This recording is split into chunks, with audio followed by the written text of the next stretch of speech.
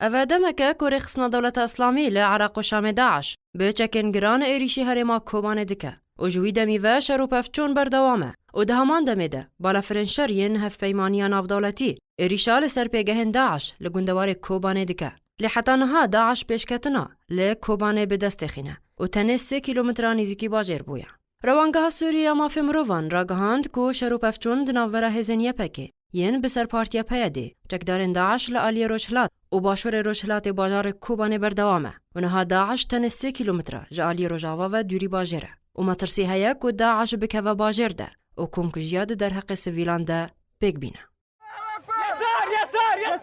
يسار شوي 1 سنتي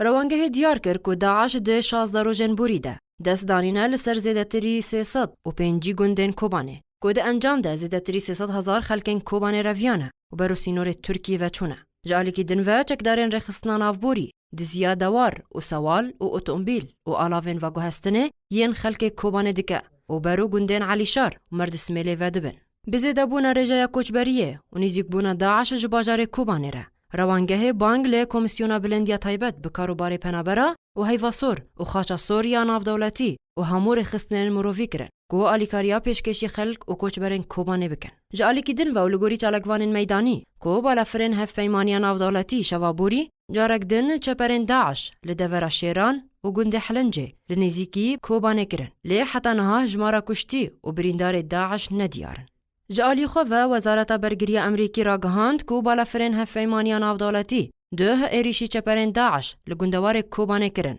جبر ری لبر داعش بگره و نهیله در باس ناوا باجر ببه. هر وهاری و بریر لشکری امریکی یا لروجلات ناوین ده داخیانی اکی در گهاند که اوه دو روژن بالا فرین امریکی و بالا فرین به بالا فروان 3 ایریشن اسمانی لگندوار کوبانه بکانینه. هجای گوتنه که جبر ایریشن داعش لسر گندوار کوبانه و لگوری چالکوانین میدانی که روشا مروفی لنوا باجر گلکی خرابه و نها تو کسین سویل لنوا باجر نمایه و همو برو سینورین ترکیه و رویانه. جبو برنامه آرک